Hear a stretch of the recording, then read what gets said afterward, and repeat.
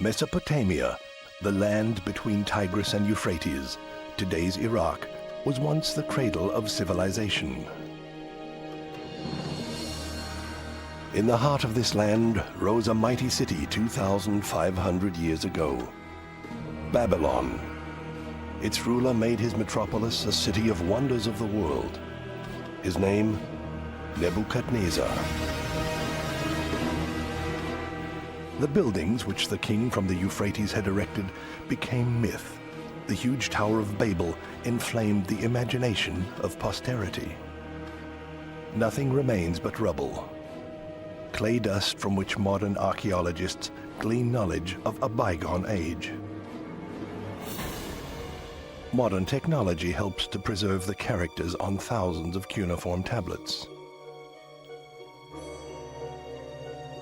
Buried Babylon returns to life, and with it, the memory of Nebuchadnezzar and the Babylonians' understanding of the stars.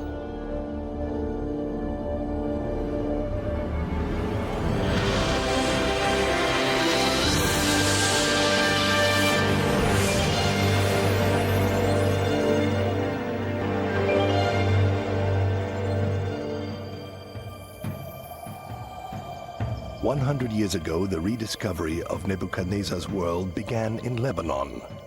The French consul Henri Poignon roamed the area around El Hermel in search of ancient art treasures. The colonial officials were well trained, the 19th century being a period of great discoveries. Excavations were taking place everywhere. The legendary city of Troy had been unearthed, Egyptian hieroglyphs deciphered.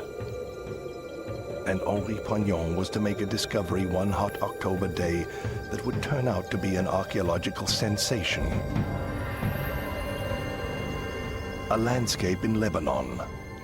Once Nebuchadnezzar's troops invaded this area, their prize was valuable timber, the cedars of Lebanon that covered the land like a jungle. Henri Poignon imagined that the vast kingdom of Babylonia once reached to this point on the shores of the Mediterranean Sea, and discovered the proof of his theory. On a rock face, the contours of a ruler wrestling a lion. Nebuchadnezzar, king of Babylon, the inscription reads. In the last rays of daylight, Henri Poignon snapped a sensational photograph.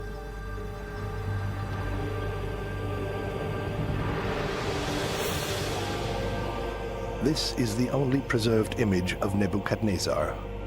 No more than a weathered stone relief, a faint outline amidst ancient myths and legends.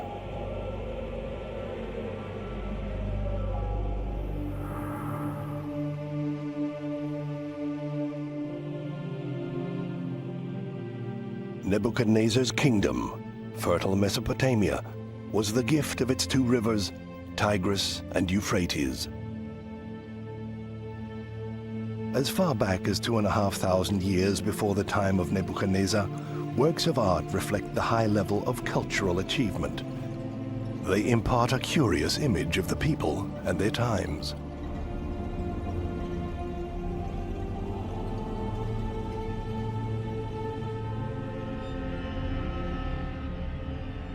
The people of Sumeria, who created a completely new culture that was based on a revolutionary innovation.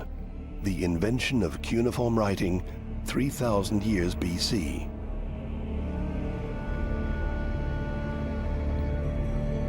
The cultural surge that the invention of these characters brought about culminated in the reign of Nebuchadnezzar and the great Babylonian Empire. From the ancient city of Uruk, new knowledge and wisdom spread throughout Mesopotamia, far to the north and to the west, all the way to the Mediterranean, to the land of Palestine. Nebuchadnezzar's kingdom reached out to Egypt and embraced Jerusalem, a true and mighty empire. The Bible refers to the powerful ruler by name, but in the book of Daniel, truth and legend mingle. God became so enraged by the arrogance of Babylon, it is said, that he turned Nebuchadnezzar into a savage beast. The prophet Daniel wrote, "His hairs were grown like eagle's feathers, and his nails like bird's claws." Biblical wrath vents itself in these words. Anger in the Old Testament which emanates from a dramatic occurrence.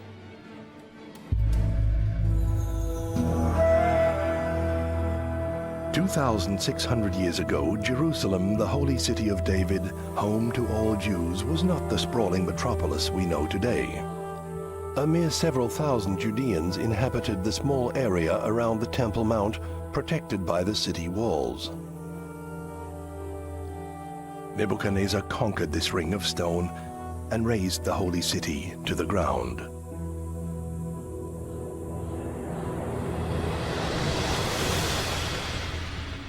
An old stone relief shows what took place at the time. With the help of battle towers, the Babylonians scaled the city walls. The defenders were powerless against superior military hardware.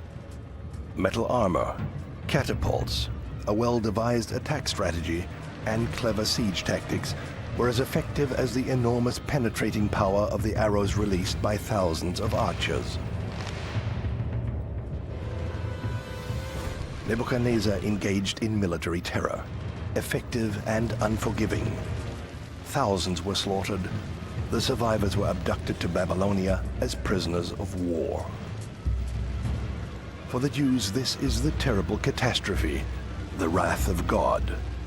And Babylon, an exile reviled, became a biblical trauma and a hotbed of vice.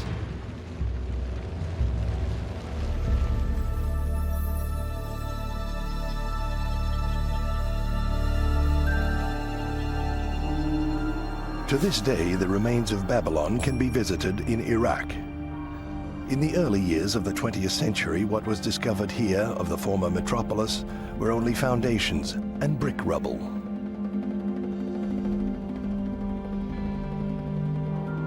The buildings erected early in the 1980s are all reconstructions.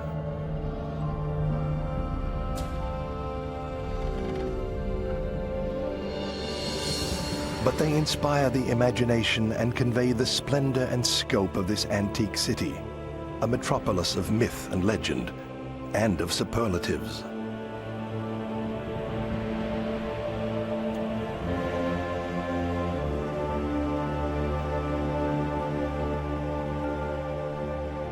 The massive brick walls of Babylon were among the 7 wonders of the ancient world, 12 meters tall and as broad as a highway.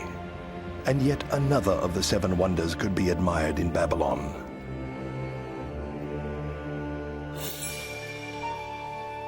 The Hanging Gardens of the Princess Semiramis, Nebuchadnezzar's legendary mistress, whose historic trail, however, was lost in this fairy tale city.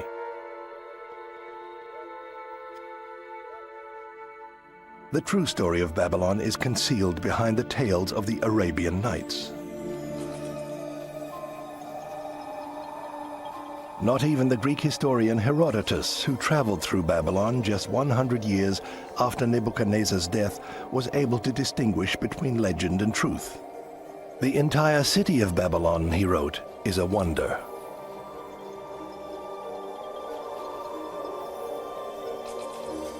Herodotus described the legendary dimensions of the Tower of Babel, but could only speculate as to its use. As for the city itself, he described dimensions that sprang from his imagination. Roads 16 meters wide, walls 25 meters thick, and a circumference for the entire city of 96 kilometers. Here lies the reason why this metropolis on the Euphrates became the stuff of legend in antiquity. It was the German archaeologist Robert Calderway who, early in the last century, began to seek the facts behind the legends.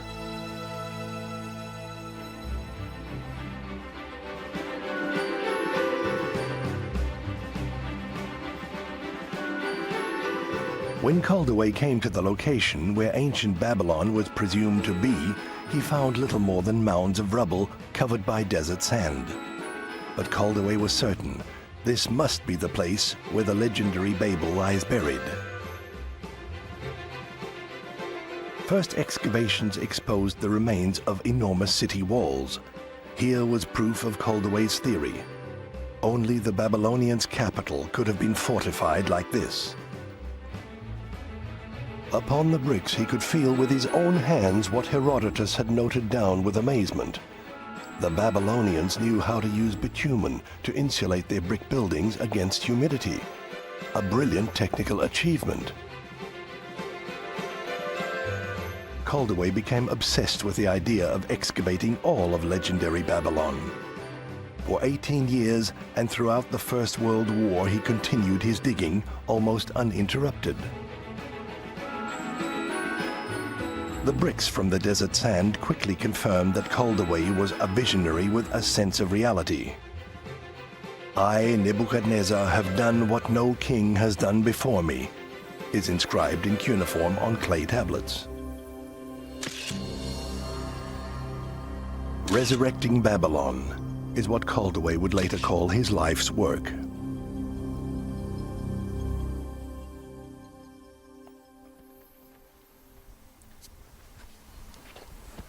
To this day, Robert Caldaway's successors are equipped with spade and shovel. The excavations that began in Iraq 100 years ago were only the start of an archaeological journey back in time to the Babylonian Empire. Here in Sippar, some 50 kilometers from Caldaway's excavation site, we discover a new archaeological sensation, a library dating back to the time of Nebuchadnezzar. Here, scientists are not hoping to discover works of art or precious metals, but instead a treasure far greater. And it's being uncovered right here. Cuneiform tablets. Scripts dating back thousands of years, passing on to us the knowledge of the times of Nebuchadnezzar. Archaeologists have salvaged more than 300 tablets, valuable texts describing rituals and customs, myths and politics. The Library of Sippar, literally a treasure trove of knowledge. Knowledge that must first be deciphered. Translating the scripts is a race against time. Like here in the Museum of Baghdad, cuneiform experts like Professor Sommerfeld must act before these ancient texts disintegrate.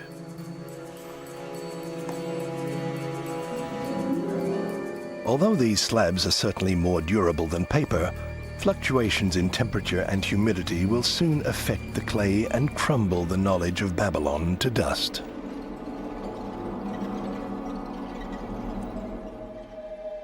Knowledge that will yield a detailed image of life in the Babylonian Empire, and also tell of a terrifying event 2.5 millennia ago, an eclipse of the moon.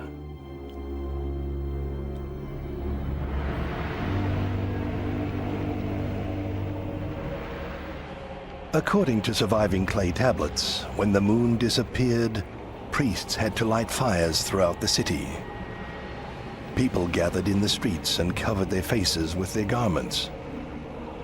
Prayers and chants filled the entire city.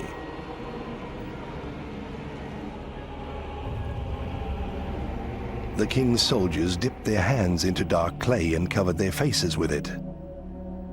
This was the only way to placate the moon, which for the Babylonians was a god called Sin.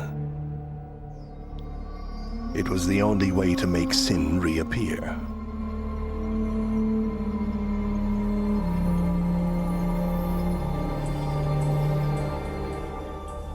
A simple desk in an Iraqi museum, but for the scientist, a place of adventure and discovery. Time-worn symbols in clay. These are the true treasure of archaeological research. They hand down Babylon's knowledge. The Sumerian, Babylonian and Assyrian people were passionate writers. They noted anything that was worth writing down, letters, documents of everyday life, but also all the knowledge of their time, literature, myths, astrology, everything we know we have learned from the clay slabs. Until now, we have found about 1 million here in the Middle East, and we estimate that in the soil of Iraq there could be a further 100 million. And of the scripts we have found so far, only a fraction, maybe 25%, have been deciphered. Millions of clay tablets, millions of texts. A stroke of good fortune for science. Small wonder scientists try to preserve Nebuchadnezzar's legacy with state-of-the-art high-tech methods.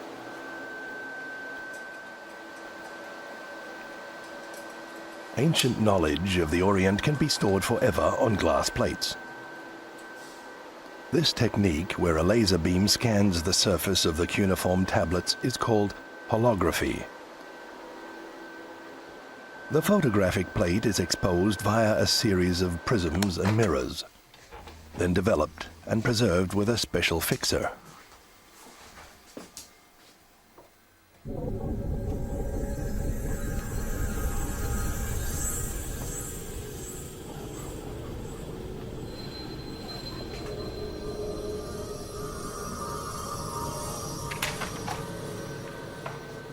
The amazing holographic technique was developed here at the Institute of Physics in Münster. The photographic plate shows a hologram revealing a clay tablet in all its 3 dimensions. Now scientists can view the cuneiform text in its entirety, an important prerequisite for the translators. Holographic resolution is so high that individual cuneiform characters can be examined under the microscope without endangering the original. And another scientific dream has come true. Holographic images can travel the internet to enable deciphering teams to cooperate worldwide. Cuneiform tablets revealing ancient tales. Babylonian wisdom on today's computer displays.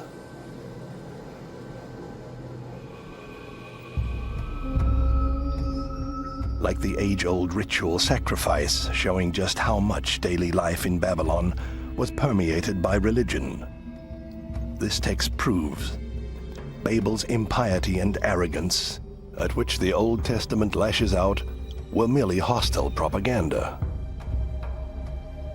The sacrificial rite is prescribed in every detail. The ebullient oil of the priest. The exact placement of hands for the examination, first of the hoofs, and then of the teeth of his sacrificial offering.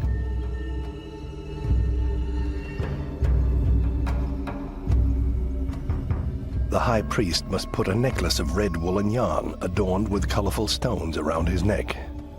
At moonrise.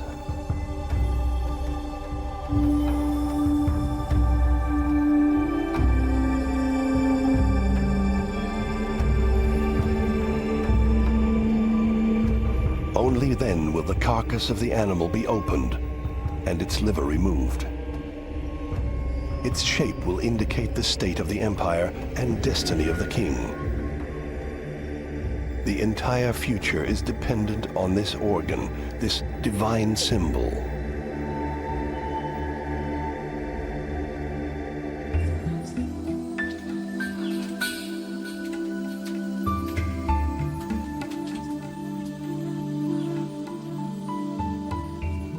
Martha Hausberger, a Munich physician and one of the few cuneiform specialists, documents the vast amount of knowledge the Babylonians drew from their religion.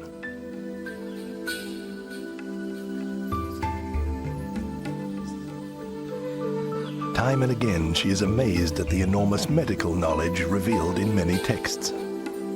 But there is also much practical advice for emergencies, such as circulatory collapse. When someone faints, place his head lower than his feet. Slap his cheeks and repeat to him, "All will be well." In many texts, the psychological care for patients has top priority.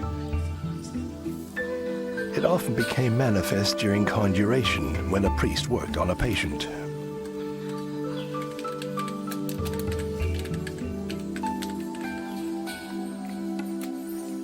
Babylonian doctors were able to call on expert medical know-how and effective natural remedies.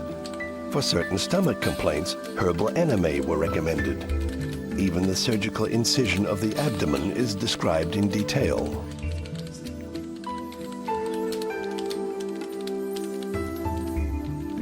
What might doctors of today learn from their ancient Babylonian colleagues? Also ich glaube, dass man damals halt I believe in those days people took better care of the sick, simply because there weren't the therapies that were needed. None of that was available. They had to listen to their patients and give them the feeling that here is someone who can help them. Hier ist jemand, der hilft dir. Und in dem Moment, wo ein Kranker das Gefühl And the hat, moment a mir wird patient feels geholfen, he's being helped, springen all diese those ganzen physical Funktionen activities that will an, heal the dass auch body der are Körper mobilized. mal eine Krankheit And I zum think Besseren these things wenden kann. tend to be Das sind, overlooked glaube ich, today. Sachen, die wir heute But they are übersehen, necessary, because the dass psyche es is auch involved in the notwendig process ist, as dass die well. Psyche mit eingebunden werden muss.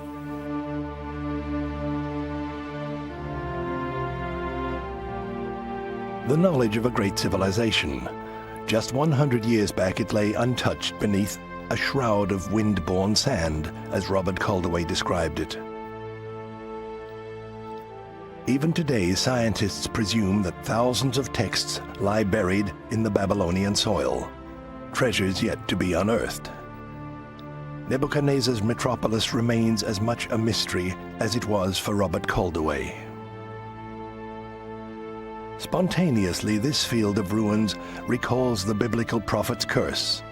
It is written, "It shall never be inhabited, neither shall it be dwelt in from generation to generation."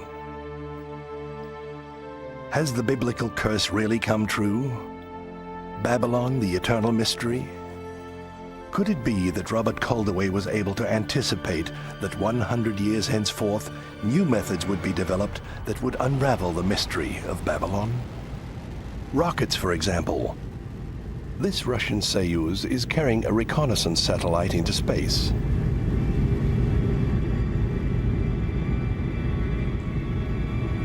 During the Cold War, its purpose was to spy on hostile territory. Espionage photos from space.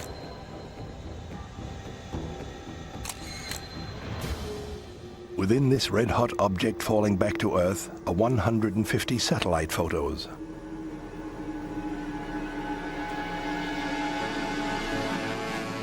Among them, one of the 32nd parallel and the 44th meridian, Iraqi territory.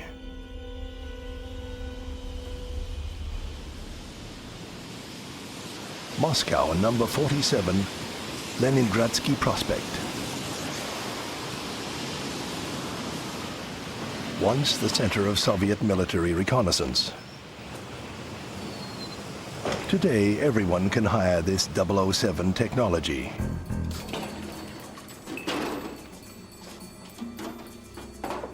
Spy satellite photos from outer space, an invaluable asset to aerial photo archaeology. From this extreme bird's-eye view, experts can often gain valuable insights.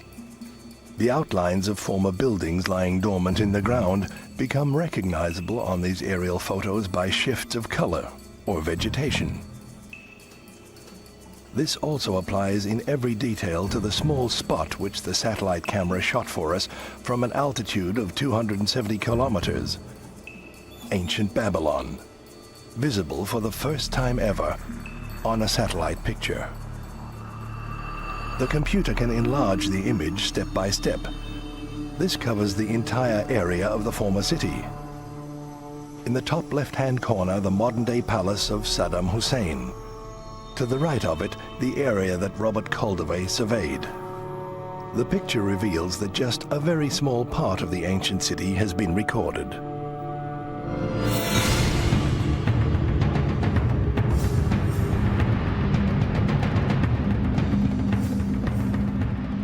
and yet seen from ground level, an impressive reconstruction. Massive walls, wide city squares and quiet alleyways convey an impression of what urban life was like in this metropolis.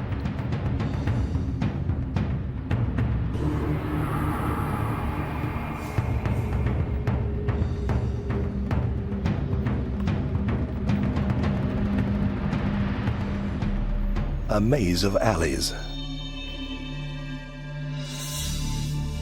Dozens of wide squares, and yet merely a tiny part of former Babylon. In fact, Nebuchadnezzar's city covered the entire area seen in this aerial photograph, more than 60 times the size of today's reconstruction.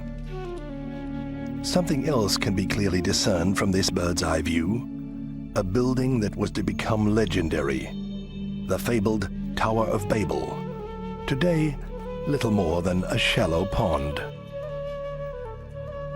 From above, the picture indicates that the building was apparently designed as a square. It also proves that representations by medieval painters are pure fantasy. The Tower of Babel was not round, but a square-based, stepped pyramid, and probably around 100 meters in height. The mighty building that once stood here has fired the imagination of people down the ages. The Tower of Babel became, much more than the city itself, a symbol of the unbridled hubris and pride that comes before the fall.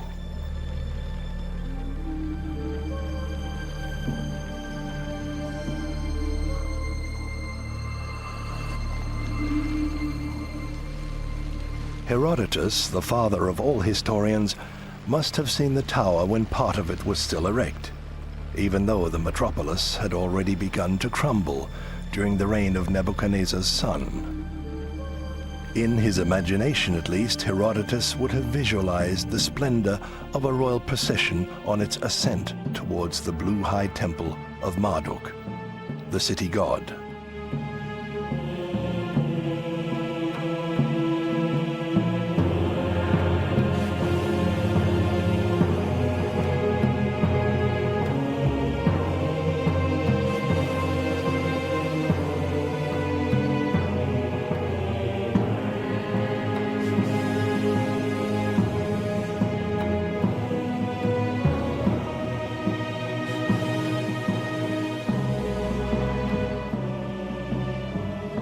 The path up to Marduk, the city god.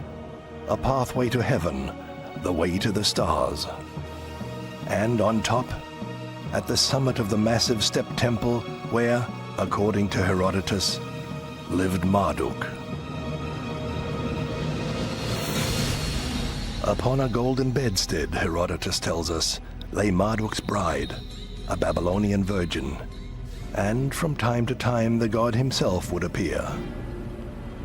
Marduk, the divine ruler. Babylon's great god, a god who sees all and knows all.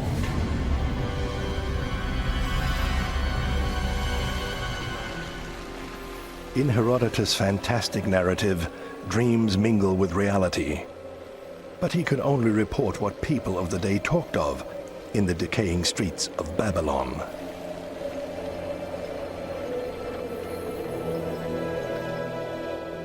For us, in our day and age, nothing remains but brick rubble to lead us to discover the secrets of the ziggurats, the Babylonian temple pyramids. In Borsippa, within sight of Babylon, the mighty ruin of another tower reaches for the sky.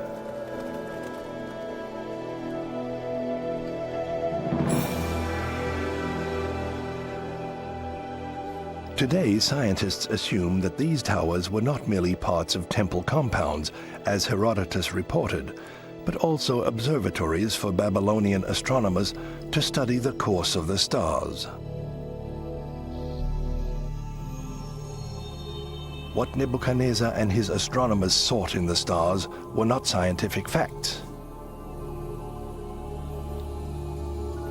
They viewed the stars as gods, and believed that the vast cosmos reflected reality on Earth.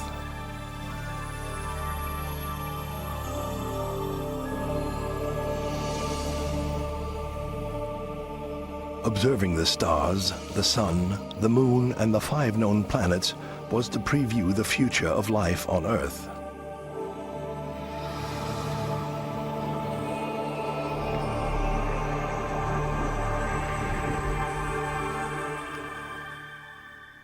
The German Museum in Munich.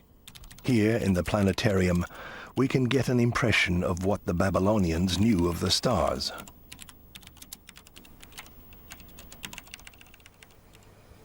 The projection rotor can be programmed to recreate the image of what the night sky over Babylon looked like 2,500 years ago. Our time travel begins, and in the artificial firmament of the planetarium, thousands of stars light up just as Nebuchadnezzar would have seen them. Each night for centuries, the Babylonians scanned this night sky searching for signs. They looked for peculiarities and correlations. Certain stars grew into families, such as Gemini, the twins, gatekeepers of the heavens. Aquarius, the water carrier, determined the course of all earthly wellsprings from up on high. Sagittarius, a hybrid being, half man, half horse, was a powerful ally in times of famine and war. The dreaded bull Taurus had the power to crumble great cities to dust. The Babylonians created the zodiac as we know it today. They divided the firmament into 12 signs and traced the paths of stars and planets. They may even have mastered the technique of optical magnification, the construction of telescopes, like this item, a polished quartz lens, suggests. Certainly the Babylonians developed great mathematical skills. Clay slabs bearing geometric diagrams and inscriptions prove that Nebuchadnezzar's scholars were already familiar with the Pythagorean theorem. Babylonian astronomers greatly increased knowledge in the ancient world, Caldaway wrote enthusiastically, adding, "It is easy to understand that the roof of the high temple was ideally suited for their observations." To date, there is little proof of all this. Much of it is speculation. The myth of Babylon feeds on many mysteries, like the strange basalt lion, which has stood in the Babylonian desert for thousands of years. Caldaway reported that the natives regarded the statue as an evil spirit, a jinn. Just who created this stone statue and why continues to remain a secret.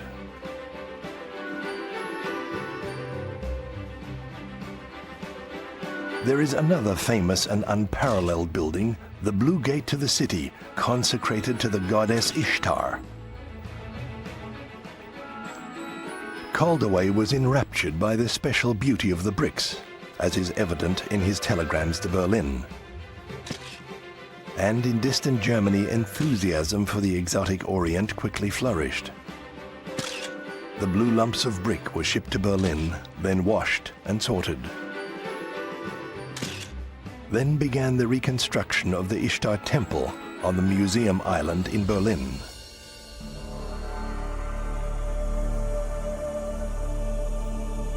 Babylon in Berlin. Nebuchadnezzar's huge city gate, after 2,500 years, it undertook a journey of 5,000 kilometers. And with it came the images of animals which became so typical of the special style of Babylonian art. Animals which the Babylonians worshipped as companions of their gods, and whose portraits on the walls of the processional way once guided every visitor to the city center. What an overwhelming impression the fresh blue of these bricks must have made on those who entered the City of Wonders, coming out of the desert heat.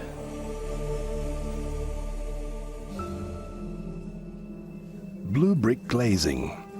How was it possible to develop this extraordinary technique 2,500 years ago?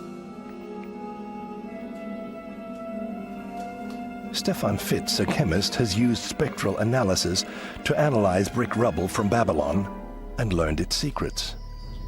Together with Andreas Fritsche, A ceramics expert, he's able to demonstrate the complex technical procedure.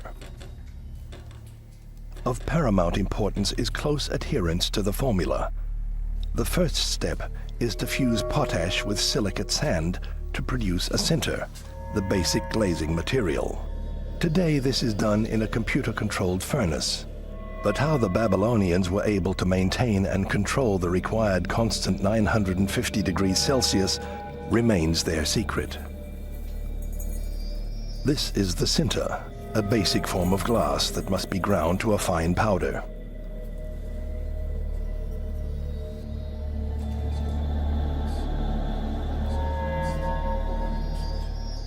A tiny amount of cobalt and cupric oxide are added. A combination of these chemicals brings about the bright blue color. But how were the Babylonians able to weigh these metal oxides so precisely? The secret remains unsolved. Today we have at our disposal precision scales capable of weighing milligrams.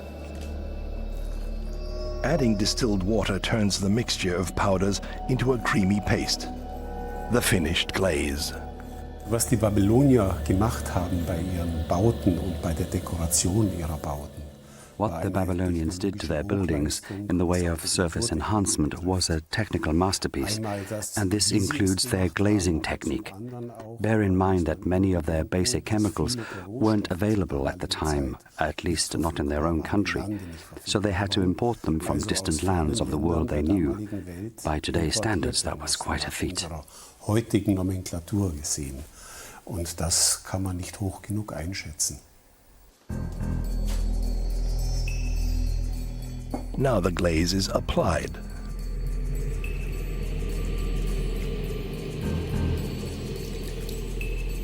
This is followed by another kiln firing process for a period of 12 hours at a constant temperature of more than 1,000 degrees Celsius.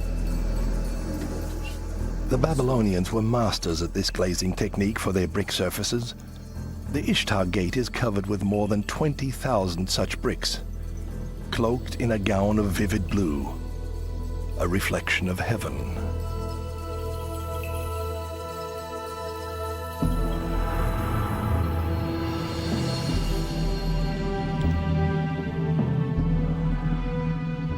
The road through the Ishtar Gate was the processional way, where the great New Year's festival was celebrated as inscribed in the bricks.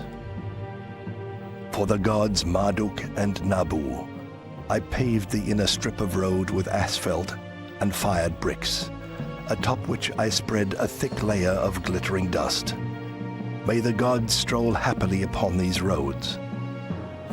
This is what Nebuchadnezzar had branded into his bricks 1,000-fold.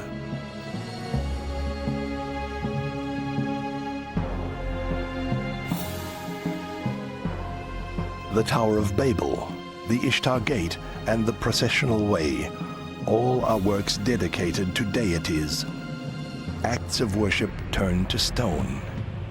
Each laying of a foundation stone was a mystic ritual. All the means that sustained life, victuals such as oil, milk, beer, dates, took on a cultic meaning when the king and the priests prepared the ground for a building in the face of the gods. The old clay tablets describe this mystic ritual in great detail.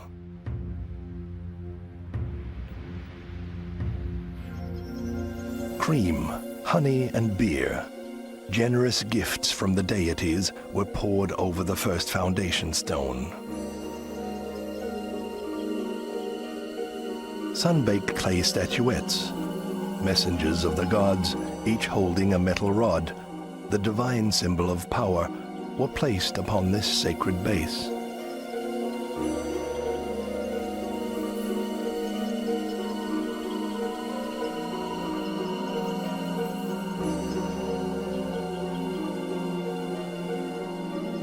The mouth of a sacrificial lamb was washed with fragrant juniper. May the deities accept this gift with benevolence. Clean white flour, sacred crop of the soil, is sprinkled over the messenger of the gods. Growth and prosperity are passed symbolically to the future building. Then the mystic figurines are buried in the ground, the same hallowed ground that will later support the new building.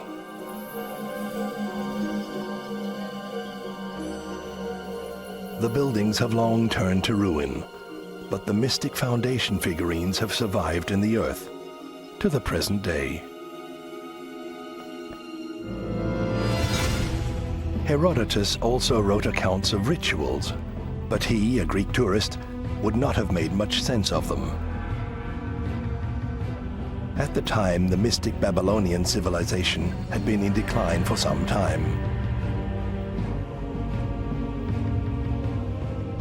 What remains is his awe of the architectural achievements, such as the city wall. Herodotus was overwhelmed by its fascination. Today, scientists believe that the dimensions he recorded were greatly exaggerated.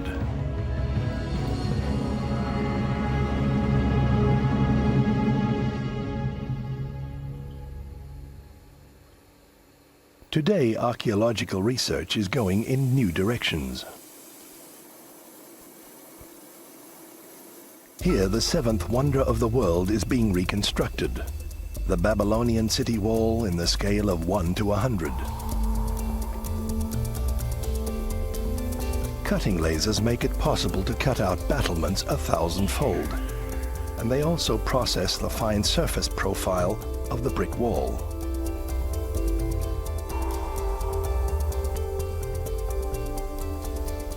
Never before has such modern technology resurrected ancient Babylon. The pioneering work of our experts and scientists is more than a frivolous pastime. This is experimental archaeology. In this model, the errors of Herodotus' measurements quickly become evident. Transferred to the computer model, the number of battlements does not correspond to the given length of a wall.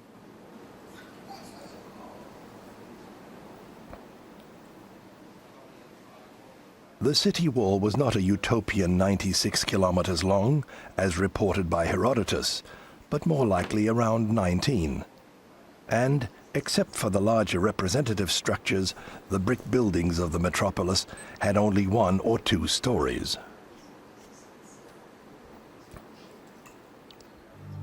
Our model experiment shows that according to the basic plan, streets ran through a sea of dwellings in perfectly straight lines, much like in the cities of modern America. A modern drawing board city with one important difference. Babylon was built as a vast fortress. A double wall 12 meters high shielded the city area completely. Professor Frommer and model maker Bernd Kammermeier are convinced this city was impregnable with the military technology of the day. The Babylonians were able to develop a great sense of security in their flat-topped houses.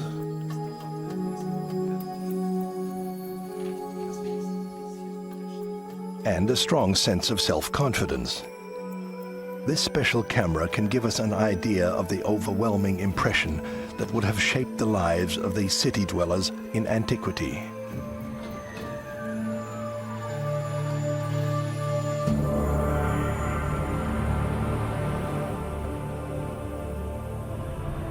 "2,500 years ago, nothing on earth compared with this image."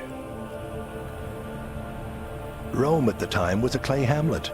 Constantinople didn't even exist. And another 2,000 years would pass before the first house was built on Manhattan. "I have done what no king has done before me," are Nebuchadnezzar's immortal words of glory. Herodotus visited a city already in decay, fascinated as he walked along the vast processional way.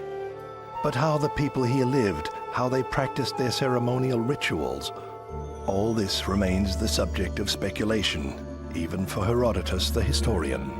Man muss sich ein Fest so vorstellen, dass im Mittelpunkt die You can imagine such a festival with the impressive statues of the deities right at the center of attention, big, ceremoniously decorated and colorful. The king and the important priests all participated. There was song and fires burning everywhere. This sort of religion is still practiced in India today. Generally, we no longer have access to ancient Mid-Eastern religions. But if we want a sense of the atmosphere in which Babylonians celebrated their religious festivals, we can find many parallels in India, which might just open a little window onto what it would have been like. Sehr viele Parallelen, die uns zumindest einen atmosphärischen Zugang ermöglichen. It may have looked like this, the big processional way of Babylon on New Year's Day. The religious festival which the people of Puri in eastern India celebrate each year has many parallels to Nebuchadnezzar's big New Year's festival, an ancient religious tradition which may have traveled from Babylon to India, or vice versa. Nobody knows. The similarity with old cuneiform descriptions is striking, as during the Babylonian festival of the New Year, the archaic statues of the deities in ceremonial garb are taken from the temple in Puri and loaded onto the sacred float. The king of Puri, like a reincarnation of Nebuchadnezzar, makes a magnificent ceremonial entrance. The king must closely follow the mystic rules at this festival, divine rules. Just like Nebuchadnezzar, he too must ritually sweep the float. With this ritual, he lends his kingdom legitimacy and reinforces the bond between God, king, and the people.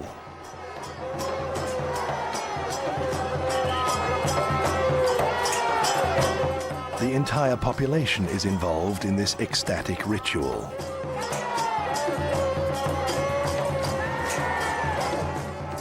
Together they draw the sacred float through the town.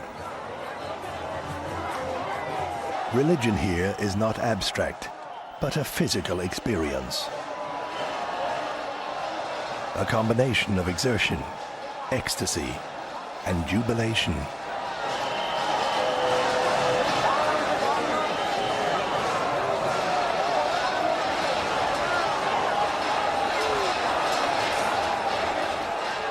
The main street in Puri, reminiscent of Babylon.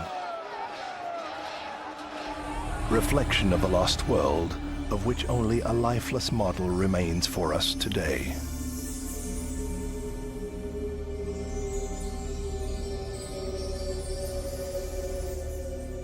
Even Robert Calderway, who salvaged Babylon from oblivion, was left holding only sun-baked clay rubble for 18 years. The ancient Orient, as a living world, remained for him an elusive fantasy. A fantasy which sometimes turned small fragments of brick rubble into great palaces. In an ebullient cable to Berlin, he declared, "I have discovered the hanging gardens of Semiramis." But Calderway found no more than these immense wall ruins around the area of Nebuchadnezzar's southern fortress. But in his enthusiasm, he assumed that these massive barrel vaultings must have supported an equally massive superstructure, possibly a hanging garden, as depicted on a 3,000-year-old Assyrian stone relief. Did Princess Semiramis' legendary terraced garden really exist? Or was this just a figment of posterity's imagination that Calderway finally succumbed to as well? Today we can test the theory in a working model. To their amazement, scientists have been able to reconstruct Semiramis' garden. Die perfekten Maßangaben und auch die durchdachte The precise measurement details and also the well-planned construction show that the building must have existed. We have the amazing foundation measurements, but it must have been an enormous architectural problem at the time to get all this leak-proof. And they tried everything, lead plates and asphalt coating and layers of clay and additional vaulting underneath. We really have no idea how leak-proof all this really was, but it was an immense effort, and it was never tried again. At the back, there was a water duct, possibly a screw conveyor, up to the top level. The irrigating water was then allowed to seep down through the terraces, which meant that the entire building was constantly subject to water. You can see that they were aware of this problem because of the gigantic walls, their width compared with the narrow vaults. In those times, people still believed that the tree roots could reach all the way down to the bottom, which of course is unrealistic, roots 25 meters long, but that's what they believed. And these were surely filled with soil that the water could seep through. Just keeping this building stable was a miracle in itself. Semiramis's terraced gardens. From a technical aspect, not legend, but in all likelihood, reality. Water wheels like those that might have irrigated a garden like this with water from the Euphrates can still be seen at work in Iraq to this day.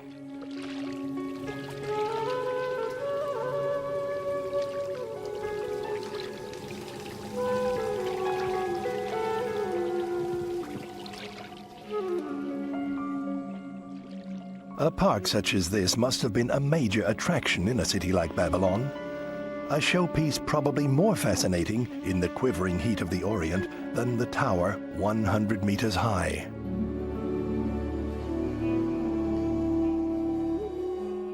But Princess Semiramis, alleged mistress of Nebuchadnezzar, is historically elusive.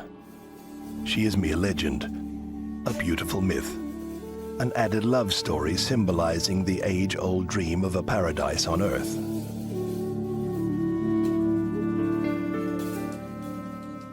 Princess Semiramis and her hanging gardens, together they constitute a romantic symbol for this marvelous metropolis of the ancient Orient. For the age-old dream of Babylon, the great city, gateway to the gods. A dream that was followed by a rude awakening.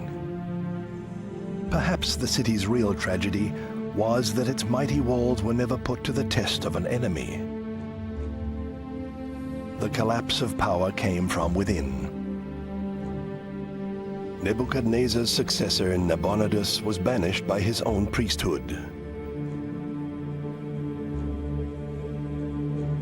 Suddenly, Babylon became no more than a footnote of history, ongoing history that was being made elsewhere. In the end, the Bible, with its terrible prophecy, was right. The cities be wasted without inhabitant, and the houses without man, and the land be utterly desolate.